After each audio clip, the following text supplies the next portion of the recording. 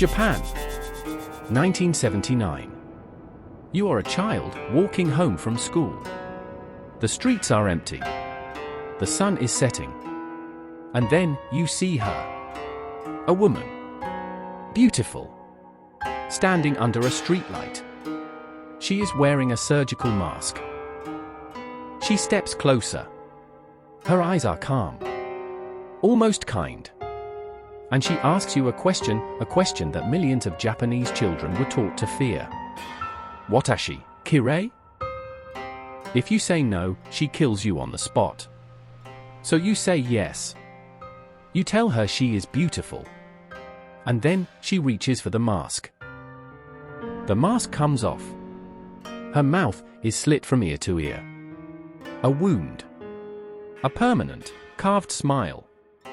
Blood red and glistening. She leans in close. Kore demo?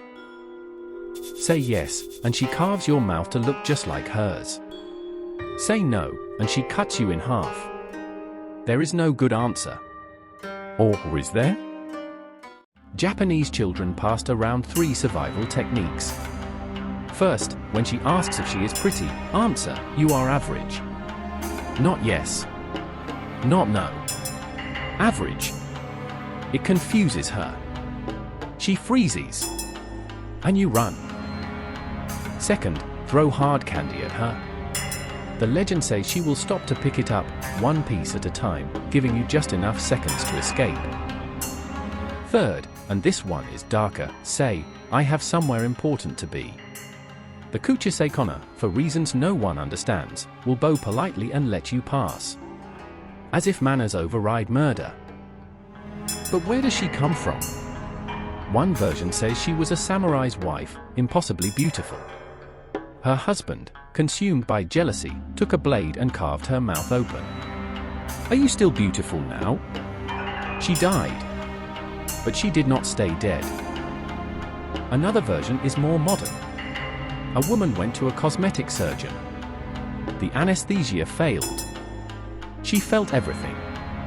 And when she saw the result, her face ruined, she went insane. She escaped.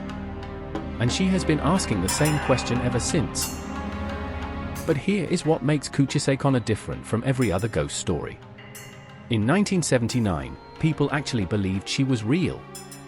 Not as a legend. As a fact. It started with children. Whispers in schoolyards. Someone's cousin saw her.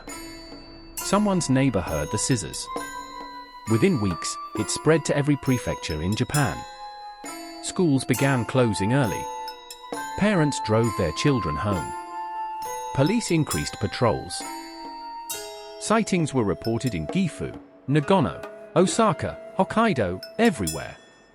Women wearing surgical masks were stopped by frightened crowds. Some were attacked. The rumor had become more dangerous than the monster. Sociologists later called it mass hysteria. But they missed the deeper question. Why Japan? Why did an entire nation of rational people believe in a woman with a slit mouth? The answer is hiding in the mask itself. In Japan, the mask is not just medical. It is social armor. It hides your face when you are sick, sad, or simply do not want to be seen. Kuchisake-onna weaponizes that. The thing that protects you is the thing that hides the monster. Every masked stranger on your street could be her. She did not stay in Japan.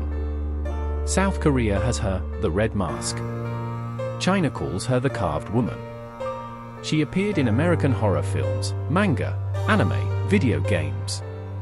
She is the most exported monster in Japanese history. And she is still here. In 2012, a woman in a surgical mask was reported chasing children in Osaka with a pair of scissors. In 2020, during the pandemic, when everyone wore masks, sightings spiked again. She never left. She was just waiting. Am I pretty? A question with no right answer. From a woman who might be standing behind you right now. Subscribe to Yokai Road. One legend, every week, going deeper.